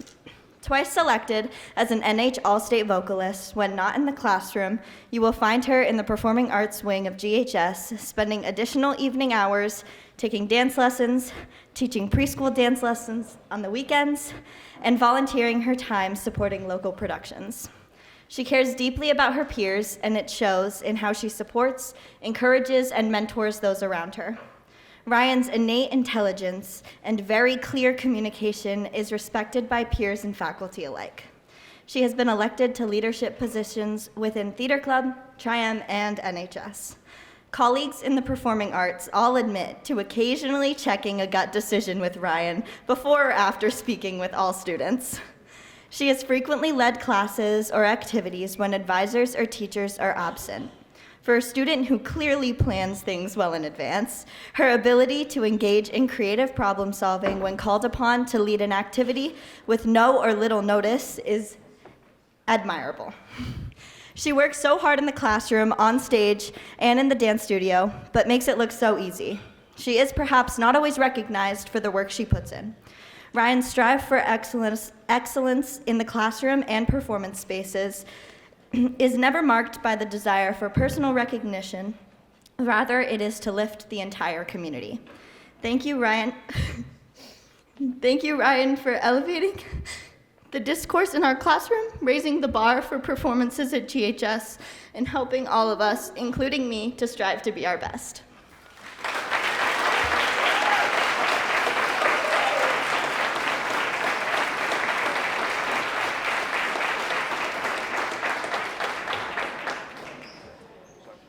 Congratulations, Ryan.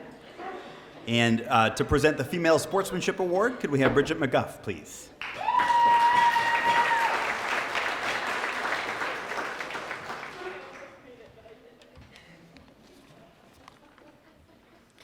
Good evening. My name is Bridget McGuff, and I am here to present the Female Sportsmanship Award to Maya Thomas. Girl,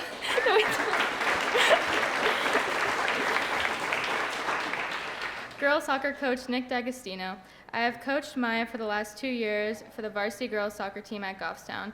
She exemplifies leadership while leading by example with respect and selflessness for her teammates, opponents, coaches, and officials. Her positive demeanor continuously shined a bright light on our program and set the standard for years to come. Congrats, Maya. Proud of you and good luck with your future endeavors. Track and field coach Jamie Grattan. I have had the pleasure of coaching Maya for 8 seasons.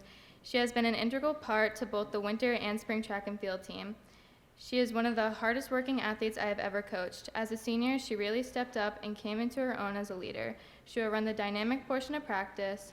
She is a team mom to all the freshmen, and she teaches other athletes how to do various events. And she has not lost any of her steam despite it being 2 weeks away from graduation.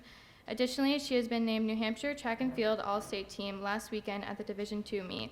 Congratulations, Maya. This is a well-deserved award. Please join me in congratulating our 2023 Grizzly Sportsmanship Award, Maya Thomas.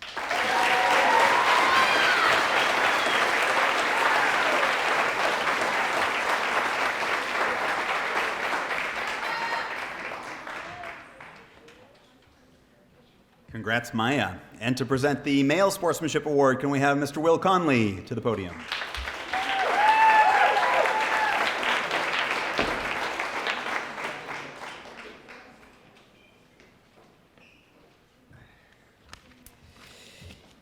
We got Ioani Karagianis.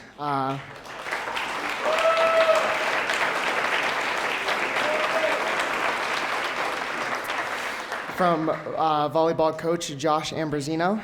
I've had the pleasure of coaching Ioani in volleyball over the last 2 years. Not only is Ioani an extremely talented volleyball player, but he is also one of the best leaders I have had the privilege of coaching. He puts team success over his own and is willing to help any player in the program. Thank you, Ioani, for your contributions to the Goffstown High School community.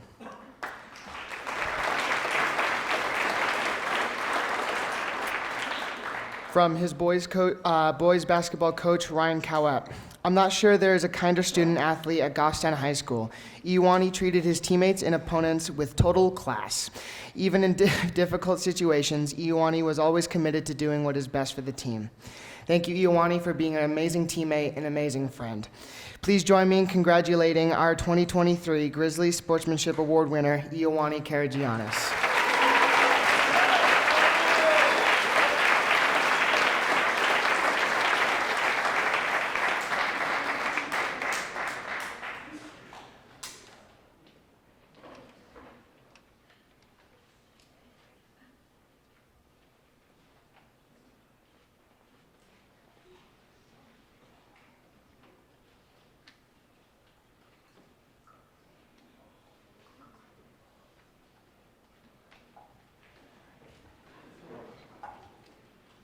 All right, and we have another video queued up for our next Hall of Fame induction.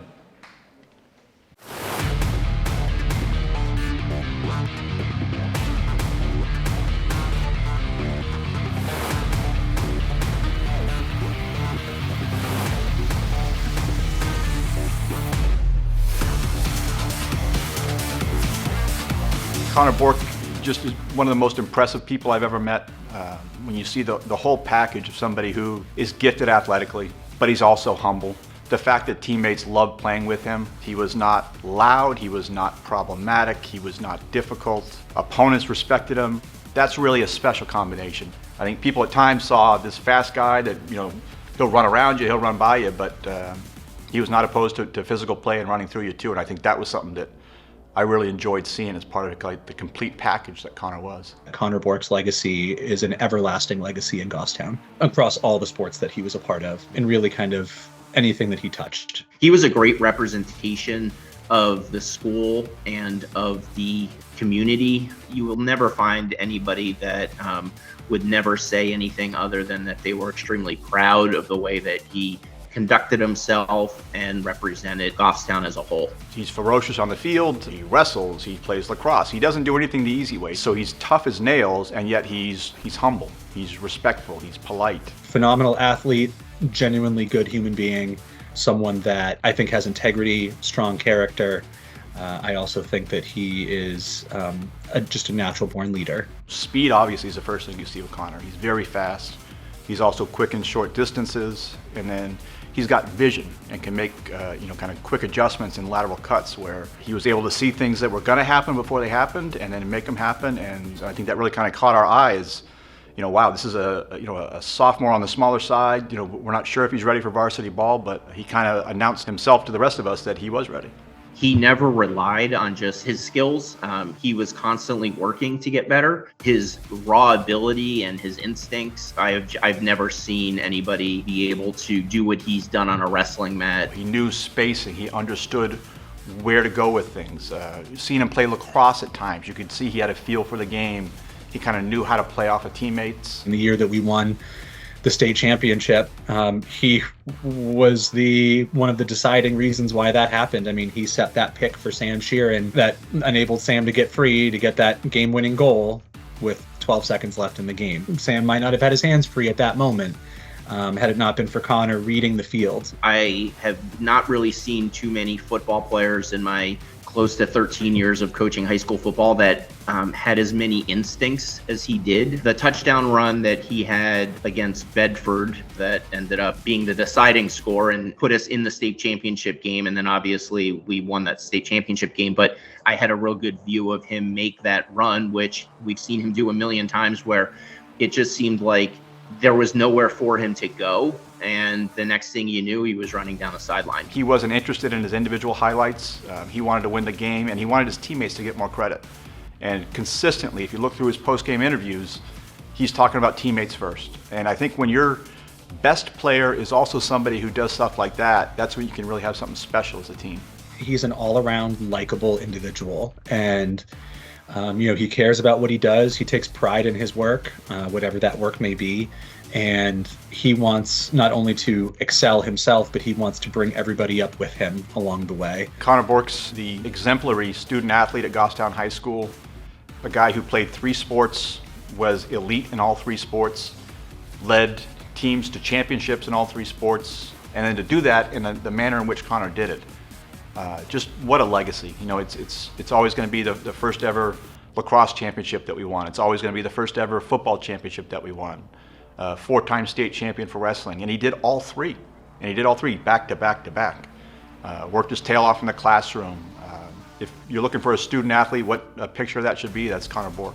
The magnitude of the impact that he had on the athletic programs here at Goffstown High School, his ability to influence and lead seemingly effortlessly. He put in the work, people saw that, and they wanted to follow him. And they respected him, and he respected them. When you compile all of his successes that he's had over the years at Goffstown High School across all 3 sports that he participated in, I would say we would be foolish not to be inducting him into our Hall of Fame. Congratulations, buddy. It's well earned and well deserved, and you know this, but it's a testament to not just all of the hard work, dedication, and commitment that you brought to your career, but to your family as well. Your mom and dad were such a great support system to not just you, but your siblings. Congratulations to the entire Bork family. I think this is a Bork family accomplishment as much as it is for Connor. Connor, you were always a great kid. I have no doubt that you're a great young man, and please continue to do all of those things that you used to do and have been doing to get you to where you are today, because that's going to bring you a lot of success in life. And I really appreciate the time that I spent with you, and I am grateful to have been your coach.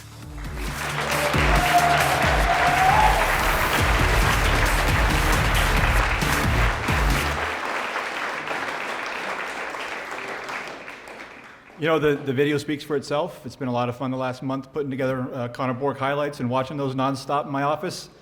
And I can think of no better compliment to give to anybody, and I think it really applies to Connor Bork, than to say he was a terrific teammate. Connor Bork, congratulations on your induction to the Goffstown Hall of Fame.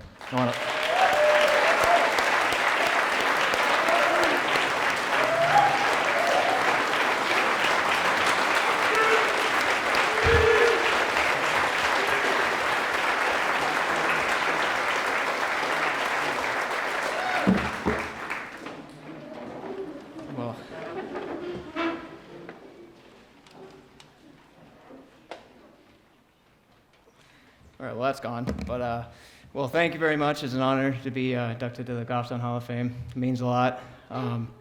First off, I just want to say thank you, Mom and Dad. I wouldn't be the man I am today if it wasn't for you two with your unconditional love and support from when I was a baby until now. I love you both. To my siblings, Brian, Colin, and Alyssa. I wouldn't be as tough as I was today if it wasn't for my two older brothers, and I wouldn't be as caring if it wasn't for my little sister. So I love you both. And then to my friends, been there with me this entire time, chapter after chapter throughout our lives, and even though we don't make the best choices in our life, I'm always going to remember for the rest of mine, so love you guys. And one last thing, I want to thank the Goffstown community for everything you've done, from football to wrestling to lacrosse. It's just a very home feeling to be able to go to games and have sellout crowds. It was memorable for sure. And I want to thank my coaches, Detch, Lewis, Chad, and I want to thank Huff too. You guys show me how to be an absolute competitor on and off the field, show sportsmanship and how to be humble. And I'll just keep it short and sweet. Thank you very much.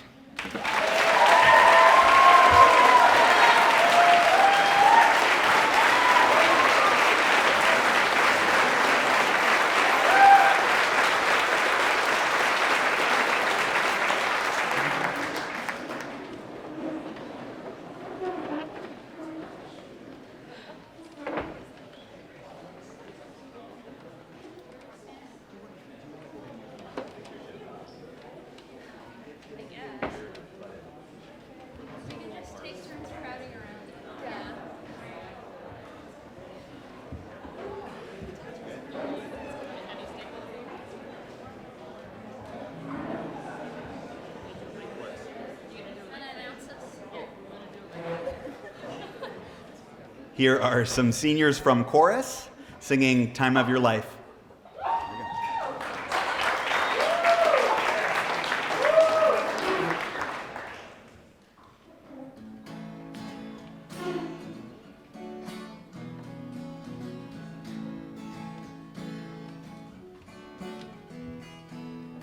Another turning point, a fork stuck in the road. Time grabs you by the wrist, directs you where to go. So make the best of this test and don't ask why. It's not a question, but a lesson learned in time. It's something unpredictable, but in the end it's right. I hope you had the time of your life. So take the photographs and still frames in your mind. Hang 'em on a shelf in good health and good time. Tattoos of memories and dead skin on trial. For what it's worth, it was worth all the while. It's something unpredictable, but in the end it's right. I hope you had the time of your life. It's something unpredictable, but in the end it's right. I hope you had the time of your life.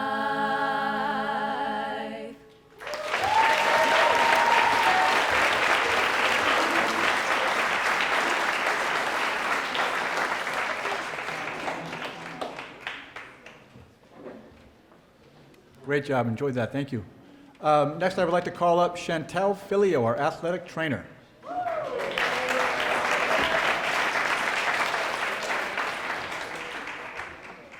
Hello, everyone. For those of you that I don't know, my name is Chantel Filio. I'm the athletic trainer for Goffstown High School. So as the athletic trainer, I'm contracted through Safe Sports Network, which is a nonprofit that provides athletic health care to 9 area high schools, including Goffstown. Each of our 9 high schools awards a Perseverance Award every season. And each season, this is awarded to an individual who has persevered through hard work and dedication to return to their sport after suffering a significant injury. So this spring, when I think about the definition of perseverance, I think about Jack Wilkinson. Jack Wilkinson is the definition of perseverance. So it all started his freshman year. This will be quick. I will try. So his freshman year, he sustained a concussion, returned, and then sustained another concussion. And then that was also the pandemic, so he lost his baseball season. The following year, there was a little shutdown on the hockey team, and once he returned from that, he slid into the board and sprained his ankle. Each day you come in, he was do his rehab and check in, kind of see how he's doing too. My favorite memory is when you returned from that ankle sprain to the playoff game and you scored a goal. I don't know if you remember that, but I do. But it was a very exciting moment. And then junior year hockey season, 2 more concussions later, and a return to play. He was able to play baseball, which was awesome. And then senior year, before hockey even started, another concussion. This one sidelined him for the hockey season. However, he would check in a lot and would make a plan, kind of what he could do, what he couldn't do, each day kind of working to get ready for baseball, because that was the goal. So this year, he's been a valuable member of the baseball team and has just stopped in to say hi. So I think that's a great accomplishment. So I'm proud to present that the 2023 Spring Season Say Sports Network Perseverance Award to Jack Wilkinson.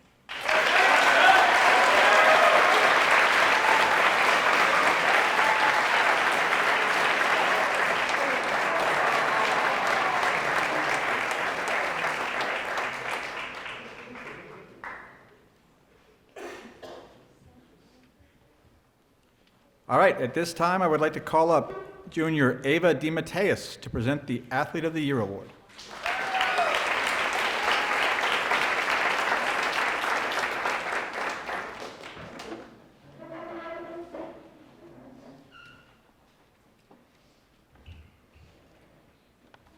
Today, I have the immense honor and privilege of standing before you to celebrate a truly extraordinary individual. We gather here tonight to recognize and congratulate a good friend of mine and teammate who has been awarded the prestigious Female Athlete of the Year, Ava Vaughn.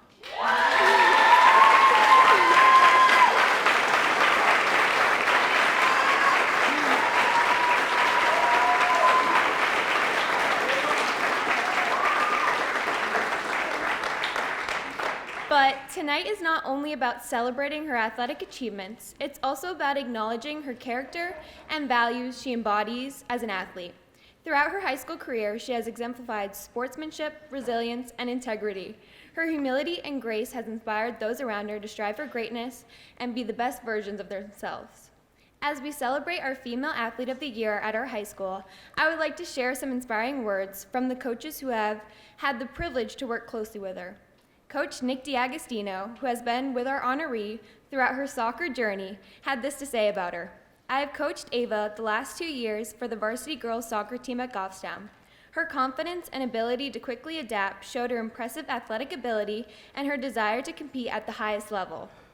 Always wanting more and the best for her teammates, she has set the competitive standard for our program for future years.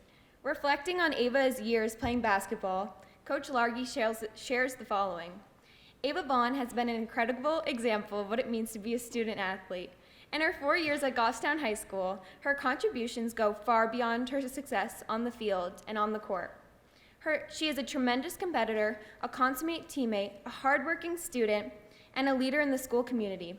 When people watch Ava play any sports, they are quick to point out that her toughness, strength, and tenacity are clearly worn on every uniform sleeve she puts on. What observers in the stands might miss about Ava is how much and how deeply she cares about the people around her. To her teammates, she is fiercely loyal to a fault. To her coaches, she is brutally honest without reservation. And to her friends and family, she is one of the most supportive, giving, and real people you could ever hope to have in your life. Ava's presence in the net and on the soccer field and the deep corners of the basketball court will be long remembered in the Goffstown faithful.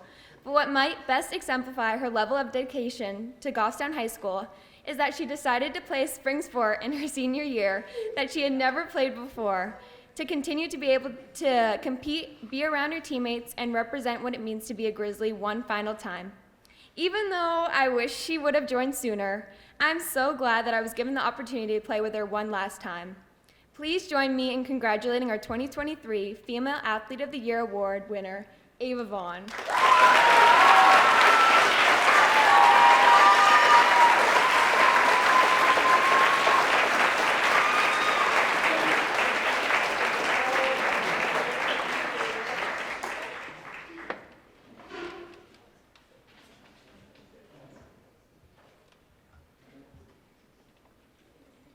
Congrats, Ava. Well done, Ava. Next, I would like to call up Cam Hyzak.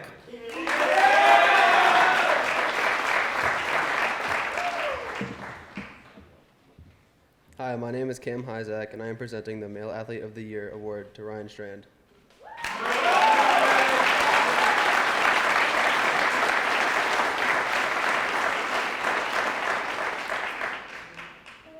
Ryan's impact on the Goffstown community will be felt for many years to come.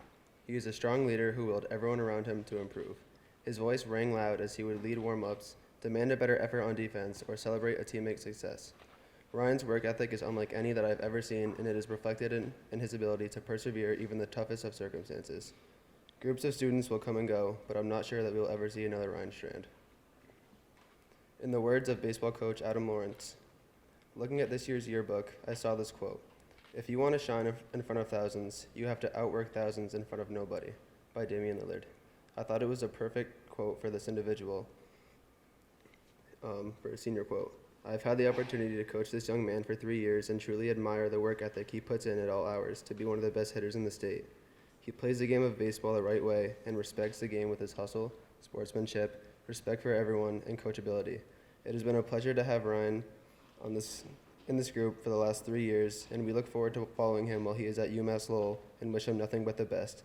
Thank you, Ryan, and congratulations on a well-deserved award.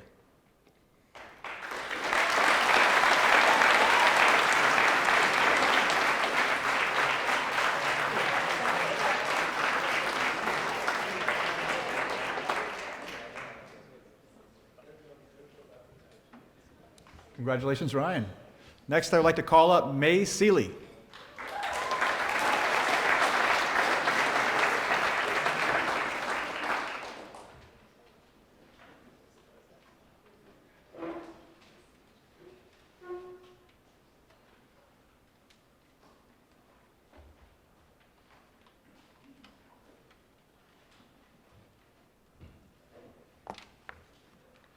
Many of you know Jocelyn as an accomplished multi-sport athlete, having participated in the cross-country basketball teams and as well as being a respected leader on the girls lacrosse team throughout her time at Goffstown High School.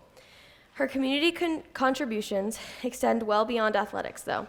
Outside of GHS, she is an active member of the youth group at St. Lawrence Church and serves as a camp counselor at Mount Sunapee Adventure Camp. At GHS, Jocelyn is the FBLA president, and for the past 2 years, she has led every community service activity sponsored by the organization, working tirelessly to create a better version of FBLA and leave GHS an even better place. She has worked with Make-A-Wish, March of Dimes, Mental Health Awareness, Animal Rescue League, and has hosted several business guest speakers from our community and presented to the Goffstown School Board. Jocelyn has led every FBLA meeting, promoting the importance of career planning and keeping ethics alive in business. Jocelyn demonstrates her contributions to the GHS community by engaging in a wide array of activities. She leads by example and gently pushing her chapter members toward full potential in efforts to further enrich the whole school. Congratulations, Jocelyn.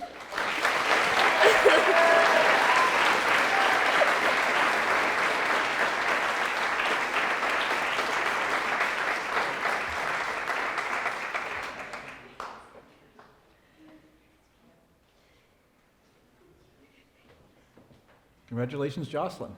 Next, I would like to call up Junior Logan Cody.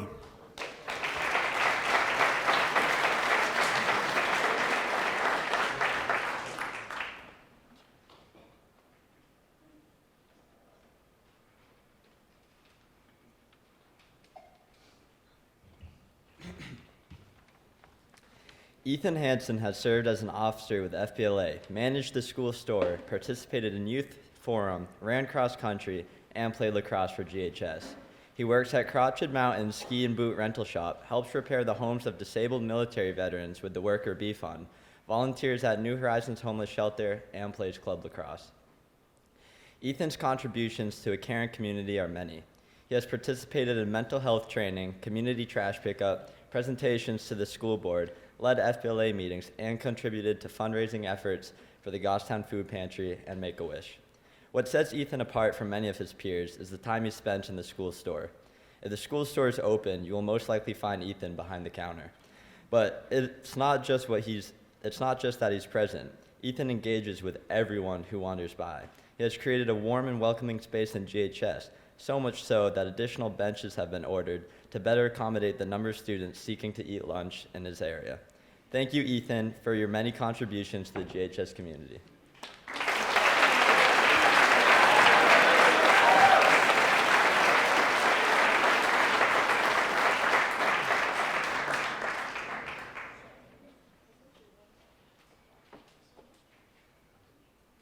I have a few special recognitions for some of our clubs this year, but first I just want to say really quickly, in my role as co-curricular activities director and artistic director in the performing arts, I love what we do at these late night, end of year awards nights.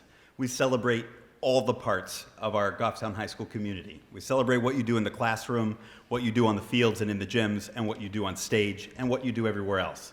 So I was a 16-year-old Goffstown kid with a full head of hair playing in the pep band when Mr. Michaud and Mr. McBride were coaching basketball. And Connor Bork was a great piano player in my piano lab a few years ago. And our female athlete of the year is also a star clarinet player, which you may or may not know. So keep doing what you do that makes you love life. Awesome. So, our special club recognitions. First, I want to talk about the Tri-M Music Honor Society this year. The National Association for Music Education selects a chapter from every state to receive Chapter of the Year designation based on their community service, leadership, and performance.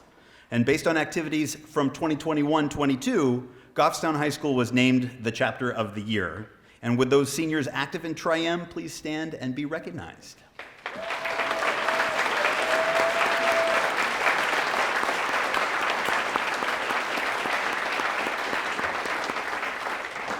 Excellent. And this year at the New Hampshire FBLA State Leadership Conference, our chapter of the Future Business Leaders of America won the honor of first place Gold Seal chapter for the third time consecutively.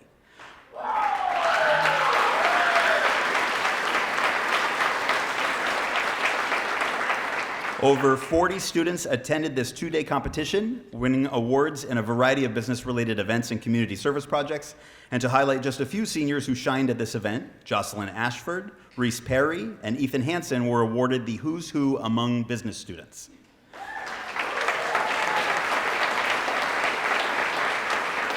And a big thank you to their advisor, Krista Rocca-Scarlett. And would all those seniors active in FBLA please stand and be recognized?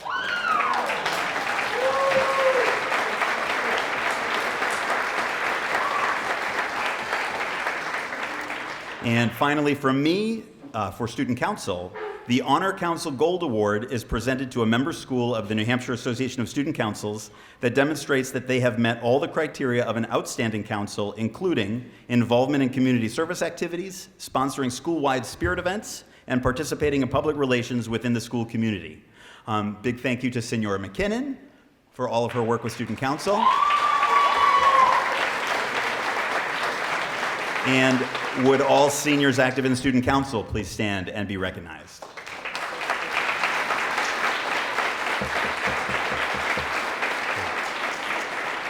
And for tonight's final presentation, we'll call Mr. Huff back up.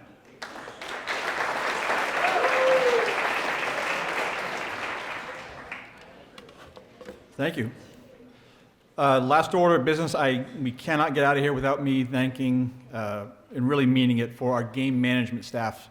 People may not know what that means, but if you're talking about scoreboard operators, people setting up games, breaking down games, announcing things, those types of things, Not every school has those. They don't have announcements of goals at every game that this type of stuff we have. We have people like Andy Pishka, Nate Bracey, Maureen Lapari, Al Halpern, and Bill Ruel, who make a ton of difference for our kids, and I want to appreciate them.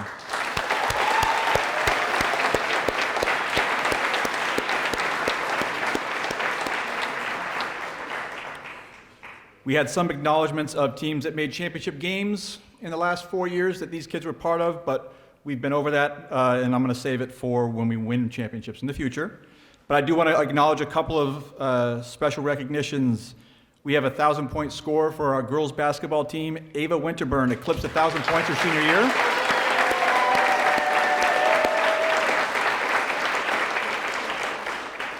And she set the single game point record for girls basketball with 41 points in a game.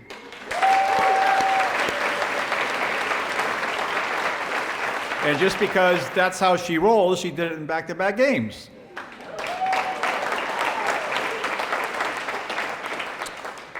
One other thing, we have a school record holder in Chase Hall. The 1,000-meter event in the winter, he had a time of 2:38.47. That's a new Goffstown High School school record. Chase Hall.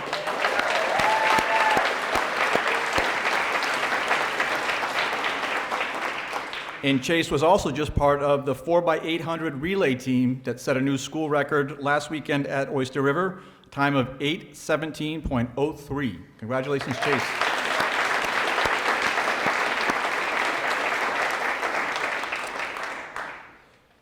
Aside from that, thank you everybody for coming tonight. You guys are what makes Goffstown a special community. Parents, you should be very proud of the children you are raising. We enjoy them immensely. Please get home safely. Have a good night.